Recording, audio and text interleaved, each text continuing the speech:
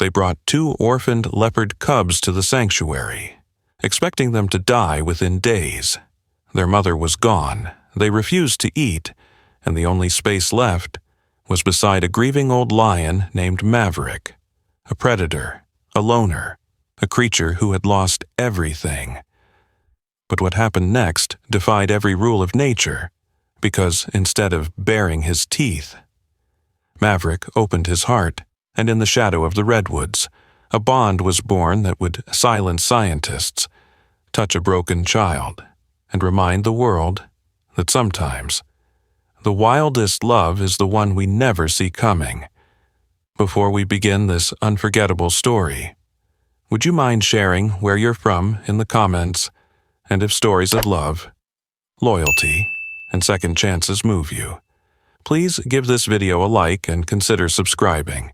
The first light of morning filtered through the towering redwoods of southern Oregon, casting golden shafts across the damp earth of Redwood Horizon Wildlife Sanctuary.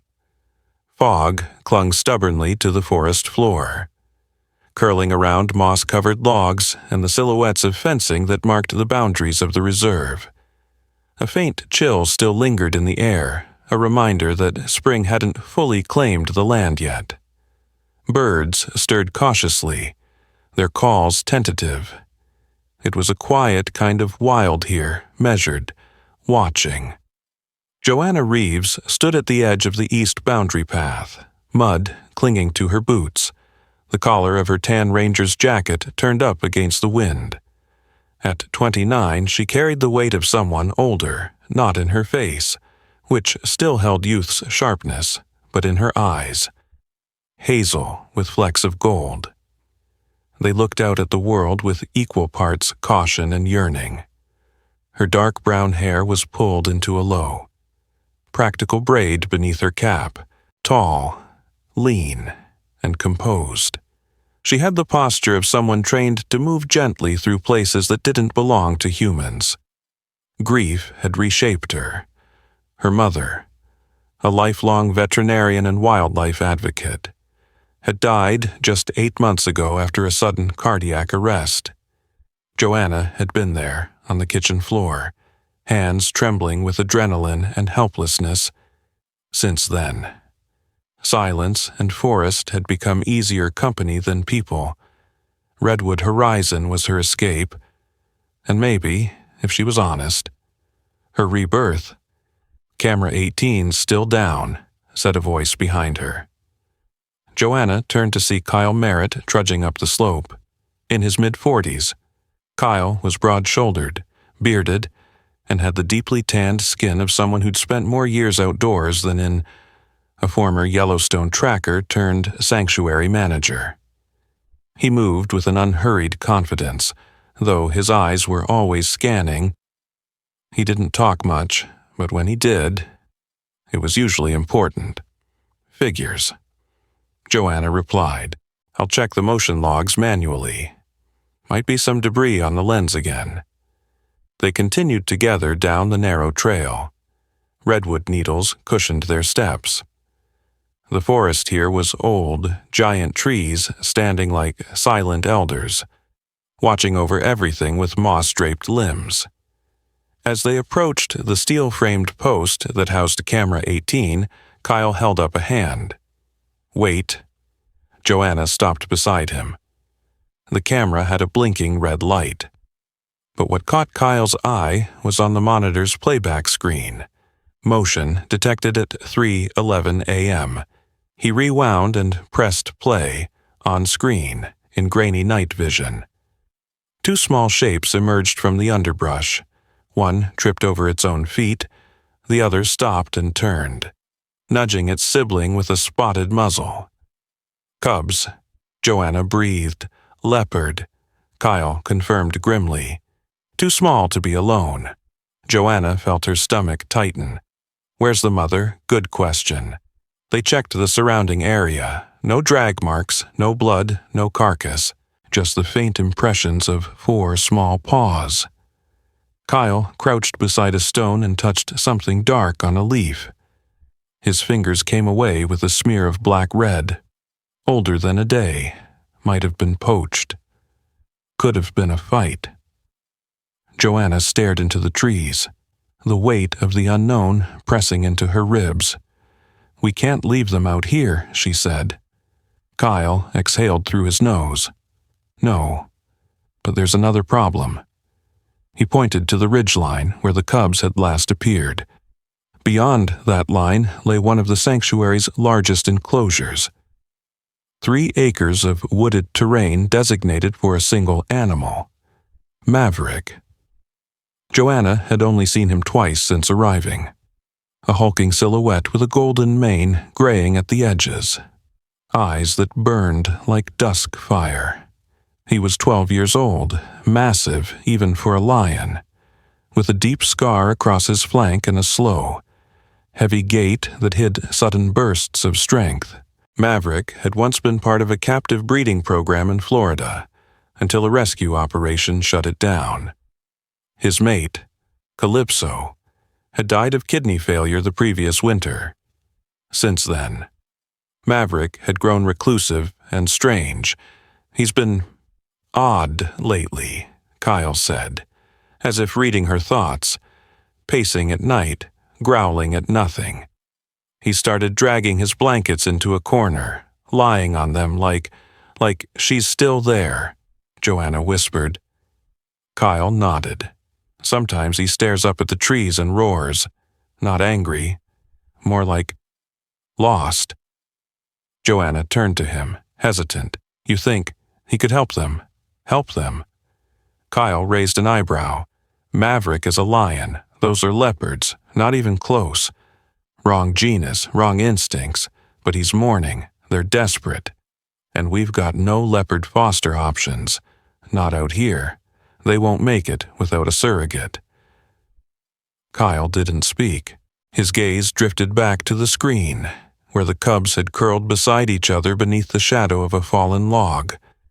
One of them, the smaller one, had a tear in its ear and an anxious twitch in its left hind leg. "If we do this," he finally said, "we do it slow, no contact, visual introduction only. We use the South Gate observation den. You monitor everything.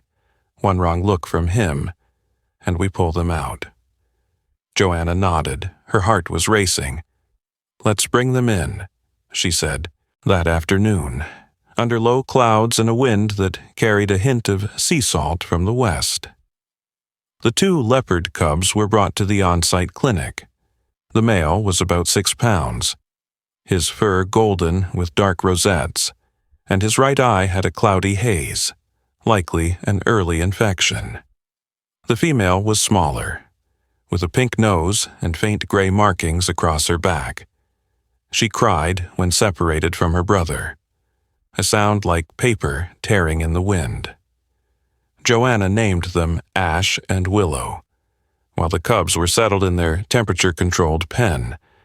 Joanna walked alone to the observation den from the one-way glass. She could see Maverick lying beneath the bent cedar tree at the heart of his enclosure. He looked older today, less king, more weary sentinel. His great head rested on folded paws, but when a breeze stirred, he lifted it, sniffing the air. The first step of the impossible had begun. The air in the observation den was thick with anticipation. The glass wall separating the humans from the predator shimmered with reflected light from overhead lamps, but all eyes were on the massive shape beyond the enclosure. Maverick stood motionless in the center of his territory, ears flicking toward the faint whimpers coming from the adjoining room. The lion's golden coat, once vibrant, had dulled with time and grief, and his broad shoulders rose and fell with a breath that carried both weariness and warning. His tail swayed in measured rhythm, the only sign of tension. He was waiting, watching inside the adjacent veterinary wing. Joanna Reeves cradled the smaller of the 2 cubs, Willow, against her chest. The female leopard cub trembled beneath the soft gray blanket, her tiny claws grasping at folds of fabric. Her brother, Ash. remained nestled in a warmed carrier nearby, his cloudy right eye half closed in exhaustion. Joanna moved slowly. Her boots barely made a sound against the padded floor. She was alone in the transitional tunnel that connected the clinic to the specially prepared neutral chamber, a space just large enough for Maverick to enter from one side and for the cubs to be introduced from the other. Steel mesh lined the back wall, cameras embedded in the corners. Every precaution had been taken, but there was no guidebook for what she was about to attempt. She stopped before the inner gate, her breath misting in the air through the heavy barrier. Maverick let out a low, reverberating growl, not angry, not warning, but cautious. Joanna glanced toward the control booth, where Kyle Merritt stood with arms crossed and a grim expression on his face. He didn't speak into the intercom. His silence was judgment enough. Still. Joanna knelt and placed Willow gently on the blanket in the center of the chamber. The cub immediately let out a sharp, keening cry. Maverick responded with a guttural rumble that rolled across the room like thunder. He stepped forward. The gate rose for a moment. No one moved. Joanna remained on one knee, her hands clasped in front of her, resisting the urge to intervene. Maverick's massive paw touched down just inches from the blanket. He lowered his head, nostrils flaring, his lip curled, not in aggression, but in uncertainty. Willow cried again, softer this time. The sound was thin, broken. That was the moment everything changed. Maverick's ears tilted forward, his eyes, the color of old bronze, shifted. He exhaled through his nose in a huffing sound, startlingly gentle. Then, with a slow motion that made the entire room freeze, the lion lay down, not facing away, not in dominance. He curled his body, wrapped his heavy tail forward, and rested his chin beside the cub.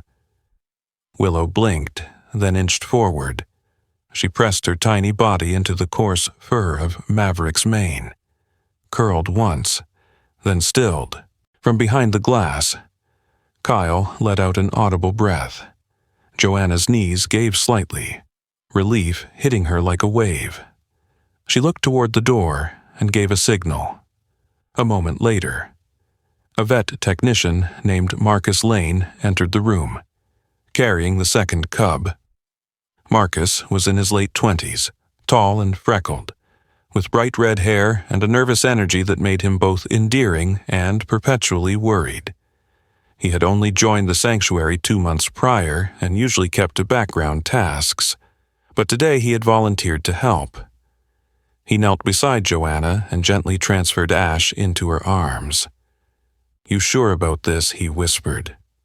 "No," she admitted, "but sometimes nature writes its own rules."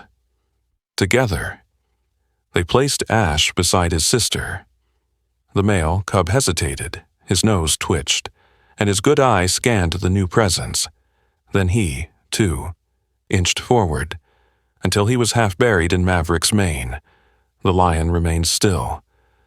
Joanna couldn't breathe. "God," Marcus murmured. "He's letting them," but before he could finish, Maverick did something that left everyone stunned. He began to groom them, his massive tongue, rough and deliberate, licked once over Willow's back, then Ash's head. The cubs whimpered softly, then relaxed, nestling deeper into his side. The room behind the glass erupted in silent movement, technicians jotting notes, Kyle shaking his head in disbelief. "That's impossible," he muttered. Joanna turned to him through the glass. "Not impossible," she said aloud. Though he couldn't hear. Unbelievable. And yet, here it is. But not everyone was convinced. That evening, after the cubs had been gently removed and Maverick returned to his enclosure for rest, Joanna found herself in the staff kitchen, nursing a mug of coffee that had long gone cold. Kyle entered, wiping his hands on a rag. "You got lucky," he said, "doesn't mean it's sustainable." "I know it's a risk," Joanna replied. "But it worked, for now," Kyle said. "Kyle, they're leopards. He's a lion. It's not in their nature to coexist. You keep them together too long, somebody gets hurt, maybe him, maybe them." Joanna didn't argue. Instead, she looked past him at the dark window beyond, where the sanctuary stretched into the trees. "You think I'm doing this for attention," she said quietly. Kyle's expression didn't change. "I think you're trying to fill a hole." Joanna flinched. "I get it," he continued. "You lost someone, but don't use these animals to rewrite your story." "I'm not," she said, voice hardening. "I'm trying to give them one." He left without replying. Later that night, Joanna returned to the observation booth alone. The cubs had been returned to Maverick for the second introduction. This time, there had been no growls, no hesitation. Maverick had seen them and stood up, tail high, before padding over and lying down with a kind of weary grace. Ash had pawed at his face playfully, and Maverick had swatted back gently, measured. Joanna recorded it all, her voice steady as she dictated notes. Day 1, Introduction. Successful. Maverick has accepted both cubs. Initial stress responses observed in Ash diminished after second contact. Willow displays preferential proximity to Maverick's shoulder region. Further observation necessary to determine if this is maternal imprinting or short-term comfort seeking. She paused the recording, then whispered into the quiet. "You're doing more than anyone thought you could." Behind the glass. Maverick lifted his head as if sensing her. Their eyes met for the briefest moment, and Joanna allowed herself, just for a second, to believe that maybe, just maybe, love and instinct could learn to speak the same language. Morning arrived slowly in Redwood Horizon, filtered through fog and the rustling hush of pine needles. The forest was waking in quiet degrees, branches flexing in the wind, birds calling from above and below, in the soft loam behind the main observation building. A lion stretched with deliberate grace, Maverick's massive paws pressed into the earth, his golden mane dusted with pine shavings from a restless night. Around him, 2 shadows flickered, sleek, low, silent. Ash moved first, the male leopard cub, nearly 3 months old now, had gained muscle and confidence. His cloudy right eye still dulled his depth perception, but it hadn't stopped him from learning to stalk. His coat had darkened, the rosettes deepening like ink dropped in honey. He slinked through the grass with all the awkward poise of adolescence. Willow followed, smaller and lighter. She preferred elevation to stealth, darting ahead and leaping onto the low branch of a split cedar. She crouched low, tail flicking. Maverick glanced toward her, grunted softly, and swiveled his ears toward the thicket beyond the fence where a pair of red-tailed hawks circled. He rumbled, a low, vibrating growl that seemed more instinct than warning. Joanna Reeves watched the scene through a side observation hatch.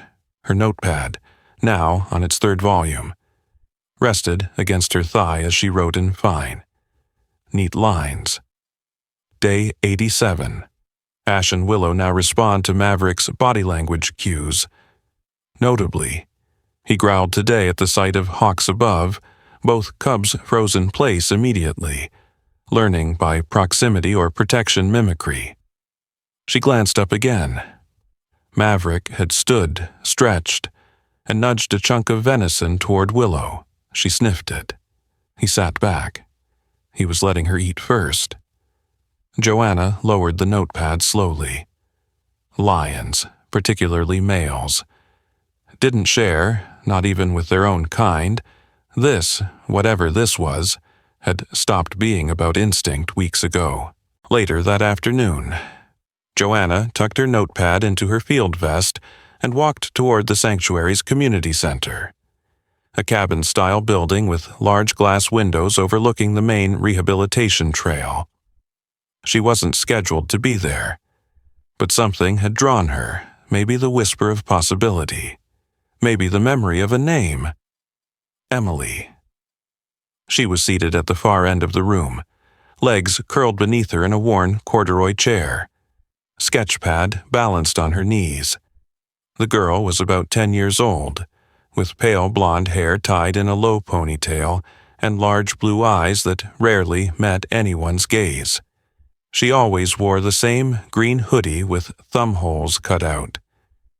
Even in the July heat, Emily hadn't spoken in almost 2 years. Her parents, Kyle's younger brother and his wife, had died in a house fire. Emily had been pulled from a closet, lungs full of smoke, clinging to a stuffed tiger. The only sound she'd made since was the occasional sharp breath when startled. Joanna approached quietly. "Hi, Em," she said. Crouching beside her, "May I?" Emily looked down at her sketchpad. A beat passed, then she tilted it slightly toward Joanna. It was a pencil drawing, loose and shaded, but powerful, maverick, massive, and majestic. Was curled protectively around 2 spotted forms. One cub had a tear in its ear, the other had a cloudy eye. Joanna smiled. "That's really, really good." Emily didn't respond, but her eyes lingered on Joanna's for a second longer than usual. Joanna hesitated. Then she reached into her vest and pulled out a small Polaroid. It was from this morning. Maverick grooming Willow while Ash watched from a log above. She handed it over. Emily stared at it, fingers brushing the white frame.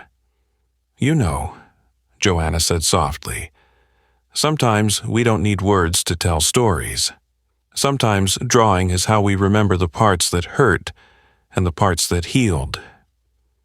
Emily turned her eyes back to the paper and picked up her pencil. She began to draw again, back in the observation wing. Marcus Lane was refilling water dispensers and rearranging logs inside the perimeter when Kyle Merritt arrived, clipboard in hand. The sanctuary manager watched the lion and cubs through the wire fence. Arms folded. "He's teaching them," Marcus said quietly. Kyle raised an eyebrow. "What exactly timing, control, not just instincts? Yesterday I saw Maverick stop Willow from pouncing too soon. Nudged her back, waited, then let her go, like he knew she'd fail otherwise." Kyle said nothing. He watched as Ash stalked a hanging bag of feathers. His form was tight, but his tail betrayed him, twitching in the open. Maverick didn't intervene, just lay nearby, eyes half-lidded. Marcus looked over. "You still think this is going to go bad?" Kyle glanced down at his notes, then back through the glass. Nature always reclaims its rules. Eventually, he left. That night, Joanna returned to her quarters above the research cabin, exhausted but hopeful, as she stepped inside. She found a small envelope on her desk. Inside was a folded paper. It was a drawing. Maverick, Ash, Willow, all 3 lying together in a sun-drenched field, surrounded by pine trees, and in the corner, written in small block letters, "Family." Joanna stared at it for a long time before placing it gently beside her notepad. Outside, the forest swayed under a rising wind. In the distance, a lion rumbled, a soft, protective hum. The wind had shifted. It came colder now through the treetops of Redwood Horizon, whispering across the sanctuary like a warning. Leaves rustled harder. Pine needles fell in sheets, and the animals sensed it, the quiet tension in the air before something breaks. Joanna Reeves stood by the fence line of Enclosure 3, arms crossed tightly against her chest. Her breath steamed in the autumn morning, visible in sharp little bursts. Across the field, Maverick lay on his usual perch, a flat, sun-warmed rock beneath the cedar grove, at his side. Willow lounged lazily, tail flicking, while Ash crouched some distance away, eyes fixed on a squirrel beyond the fence. They had grown. Ash, now nearly a year old, was lean and long-limbed, his rosettes bold and dark. His cloudy eye had cleared slightly after months of treatment, though his vision remained imperfect. Willow, graceful and quick, had become fiercely territorial. She preferred solitude in the afternoons, often choosing the highest perch to keep watch. Puberty had shifted them both. No longer cubs, not yet adults.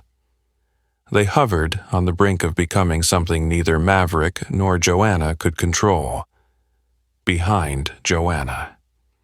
Kyle Merritt approached, clipboard in hand, jacket zipped high against the chill. His voice was low, but firm. "We need to make a call soon." Joanna didn't look away from the trio. "They're still stable, for now," Kyle said. "Hormones are changing everything. Their instincts are sharpening, so are their claws." She turned to face him, her eyes heavy with lack of sleep. They protected him. "Kyle, that has to mean something." "That happened once," he countered. "We can't rely on loyalty when instinct kicks in. These aren't house pets. They're predators." "Joe." Joanna exhaled. She knew he wasn't wrong. That was the worst part. News had leaked a week ago. An anonymous photo had surfaced online. Maverick curled around the two adolescent leopards, Willow licking his mane while Ash yawned beside them. The image spread like wildfire. Words like miracle, nature-defying bond, and genetic rebellion flooded the headlines. Then came the attention. Local journalists, wildlife bloggers, and even representatives from a biotech firm in Seattle offering to sponsor further behavioral research. The sanctuary's phone rang non-stop. Pressure mounted. Inside the sanctuary office, Administrative Coordinator Lorna West, a short, sharp-tongued woman in her late 50s with cropped white blonde hair and glasses always perched at the edge of her nose, handled calls with military precision. "No, ma'am. The animals are not available for public viewing. No, sir, this is not a circus. And no, I will not forward your book proposal to our veterinary team." She hung up with a practice slam, then looked over her glasses at Joanna, who stood nearby, a headache blossoming behind her temples. "We need to get ahead of this. Joe," Lorna said, "if we don't control the story, someone else will." "I didn't ask for any of this," Joanna murmured. "No one ever asks," Lorna replied. "But once the story finds you, you better know what you're going to do with it." That night, a storm rolled in. It came with little warning, thunder curling low over the Cascades, wind slapping hard against the fencing, branches cracking in the dark. The power flickered once, then twice. Kyle radioed in from the northern observation shed. "Got a tree down near the perimeter," he said, going out with a flashlight to check for damage. Joanna stayed in the surveillance room, eyes locked on the feed from Enclosure 3. Ash was pacing. Willow stood alert by the back wall, ears pressed flat. Maverick, unusually tense, had positioned himself between the cubs and the western fence. Something wasn't right. A shadow moved on the edge of the screen. Low, fast, slinking. Joanna sat up, her heart caught in her chest, a leopard, but not one of theirs. It was older, leaner, with a torn ear and jagged scars across its left shoulder. Male, wild, rogue. The cameras shook slightly as wind howled. The leopard moved closer to Maverick, low and silent. Joanna grabbed the emergency radio. "Kyle, west perimeter. We have a breach, unidentified leopard in Enclosure 3. No reply. She stared at the screen as the intruder crept closer. Maverick remained still, holding position, but his mane bristled. His jaw opened in a soundless snarl. The attack came in a blur. The rogue leapt, claws extended, aiming not for the cubs, but for Maverick himself. Joanna screamed through the glass, but before the leopard could land, a streak of motion struck it mid-air, muscles rippling, collided with the attacker, sending them both tumbling into the mud. Willow followed, snarling as she bit at the rogue's flank, driving it back. The fight was brief but brutal. The wild leopard scrambled to its feet, blood dripping from its side, and fled toward the broken fence line. Ash growled, trembling with adrenaline. Willow circled once, then returned to Maverick, pressing her body into his side. Maverick lowered his head and licked the top of her skull once, gently. Joanna could barely breathe. Minutes later, Kyle burst into the control room, soaked from rain. "Joe, I saw it." He gasped. They protected him. Joanna nodded slowly, still staring at the screen. They didn't run. They didn't freeze. They chose him. The next morning, the sanctuary gathered under gray skies for an emergency staff meeting. Lorna, Marcus, Kyle, and 2 interns sat in silence as Joanna played the surveillance footage on loop. Maverick, still regal. Ash and Willow, feral, fast, furious in protection. "They're not rejecting him," Joanna said. "Even as their instincts develop, their bond holds. This isn't a fluke anymore." Kyle didn't argue this time. Instead, he sat back, crossed his arms, and looked at Joanna. "So what's next?" She exhaled. "We keep observing, we set stricter perimeter patrols, and we tell the story on our terms, truthfully." Lorna nodded. "I'll set up a press protocol. We'll control the narrative." Outside, the forest calmed. Rain dripped from the eaves. In Enclosure 3, Maverick slept under the cedar tree once more. Ash curled on one side, Willow on the other. They had chosen not the path of the wild, but the path of something braver. Something called love. Sunlight streamed through the high branches of the redwoods, soft and golden, casting dappled light across the wide clearing at the heart of Redwood Horizon Wildlife Sanctuary. The old wooden observation deck had been swept, polished, and trimmed with woven greenery from the surrounding forest. Small folding chairs formed semicircles, each with a nameplate. Researchers from Cornell, filmmakers from National Geographic, and local officials from Oregon's Department of Wildlife. The air was buzzing, not with the clamor of noise, but the silent anticipation of witnessing something unexplainable. Joanna Reeves stood near the edge of the railing, dressed in her best field khakis and a clean ranger jacket, her long braid tucked neatly beneath her collar. A soft breeze tugged at the corners of her notes. She wasn't nervous, not really.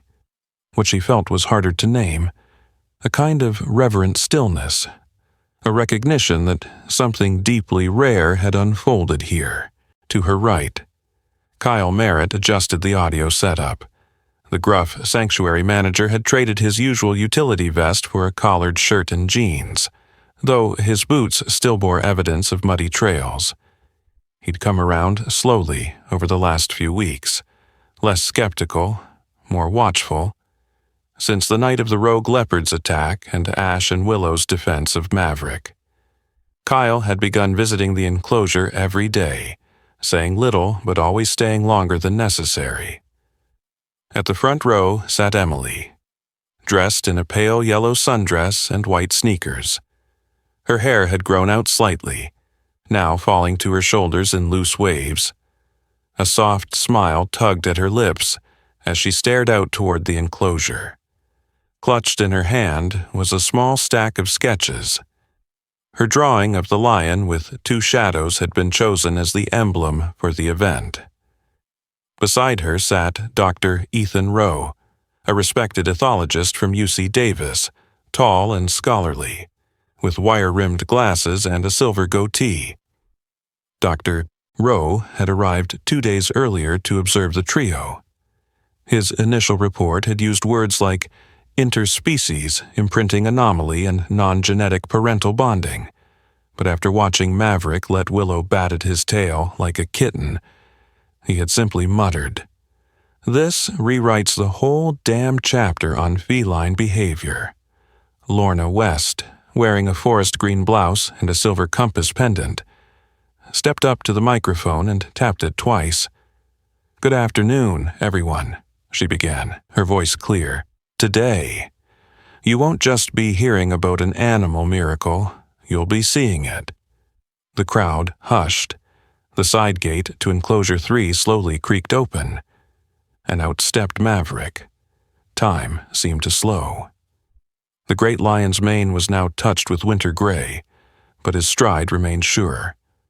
On either side, Ash and Willow moved with mirrored grace, sleek, powerful, watchful. Ash paused briefly to glance back toward the crowd before trotting forward. While Willow took the higher path along the rocks, they gathered in the clearing, Maverick lying down, his body angled just enough to allow each cub to press close. Willow nestled along his left shoulder, Ash stretched across his forelegs. Maverick licked the top of each head once, then rested his chin on his paws. Silence hung for a breath. Then came the applause. Joanna didn't clap, she just watched. Her eyes softened, lips parting in the hint of a smile. After the demonstration, guests were invited to the shaded pavilion nearby, where displays had been set up, behavioral charts, videos, and a large mural of Emily's drawing rendered in watercolor. Food was served, wild berry tea, Oregon cheeses, forest honey crackers, laughter mixed with theories, wonder mixed with disbelief. At the center of it all stood Emily. Her hands trembled slightly as she approached the podium. Joanna knelt beside her, whispered, "You don't have to speak, just hold up your art." But Emily shook her head. She turned to the crowd, held up a new drawing. Maverick curled protectively around Ash and Willow under the redwoods and spoke, her voice small but steady. They chose each other. A hush fell over the clearing. They're not the same, but they're still family. Joanna felt tears blur the edges of her vision. That evening, as the guests left and the sky burned into amber and rose, Joanna wandered back to the observation point alone. She leaned against the wooden rail and watched as Maverick, belly full and satisfied, curled into his usual spot beneath the cedar tree. Ash rested his head over the lion's foreleg. Willow stretched against his side, tail flicking lazily in her dreams. Joanna didn't say anything, she didn't have to. In a world where so much was divided by blood, borders, or biology, here, beneath the trees, 3 creatures had written a different ending, and it began with one simple choice: to love without asking why. Sometimes, the greatest miracles don't come in storms or signs, but in quiet choices when a lion opens his heart to 2 lost cubs, not because they look like him, but because they need love, in a world built on difference.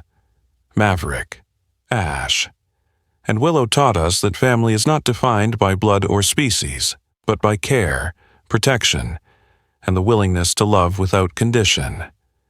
Perhaps God doesn't always move mountains, sometimes. He simply softens hearts. Maybe he places the right souls in the right place at the right time and lets love write the rest. What happened in Redwood Horizon wasn't just nature, it was grace. A lion became a father to 2 leopards, and a silent child found her voice. That's not just a story, that's a miracle. And in your own life, maybe someone has shown you unexpected kindness, or maybe you've been that light for someone else. If this story touched your heart, Share it with someone who needs hope today. Leave a comment below to tell us how it moved you. Or type Amen if you believe that love, guided by God, can overcome even the wildest instincts. Don't forget to subscribe for more true stories that prove faith. Love and compassion are still alive in this world, and may God bless you and everyone you love wherever you are.